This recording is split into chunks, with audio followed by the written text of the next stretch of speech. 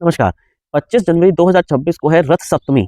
अब ये क्या चीज़ होती है? माघ शुक्ला की जो शुक्ल पक्ष की एक सप्तमी आती है, उसको बोलते हैं अचला सप्तमी, रथ सप्तमी।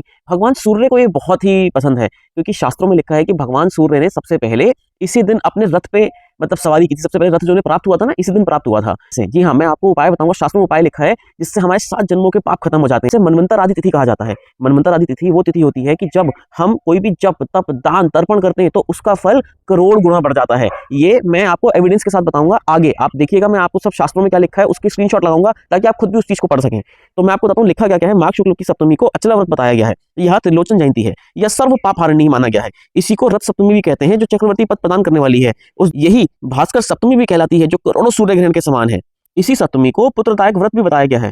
स्वयं भगवान सूर्य ने कहा है, जो माघ शुक्ल सप्तमी को विधि पूर्वक मेरी पूजा करेगा, उस पर मैं अधिक संतुष्ट होकर अपने अंश से उसका पुत्र हुआऊंगा।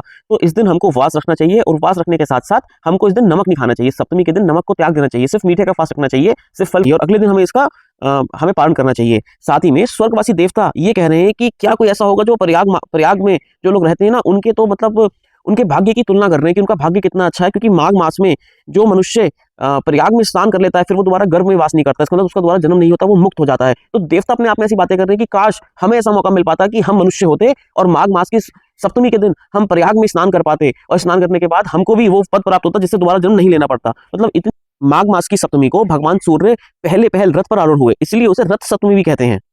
ये मनवंतर की आदि तिथियां बताई गई हैं, जो दान के पुण्य को अक्षय बनाती हैं। माघ शुक्ल सप्तमी को प्राप्त हो तो वह 1000 सूर्य ग्रहणों के समान है। देखिए, मैंने आपसे बताया था ना कि ये सूर्य ग्रहण के समान मानी गई है। 1000 सूर्य ग्रहण में जो हम दप करते हैं, दान करते हैं ना, उसका फल हमें इस एक सप्तमी में मिल जाता है। शास्त्र कहता है, जब सूर्य उदय हो रहे होते हैं ना, उस समय, या फिर आप ये कहते हैं ब्रह्म मुहूर्त के समय, जो स्नान करता है, आक और बेर के 7-7 पत्ते अपने सर पे रख लेता है। अपने सर पे रख के स्नान करना चाहिए। इससे 7 जन्मों के पाप नाश हो जाते हैं।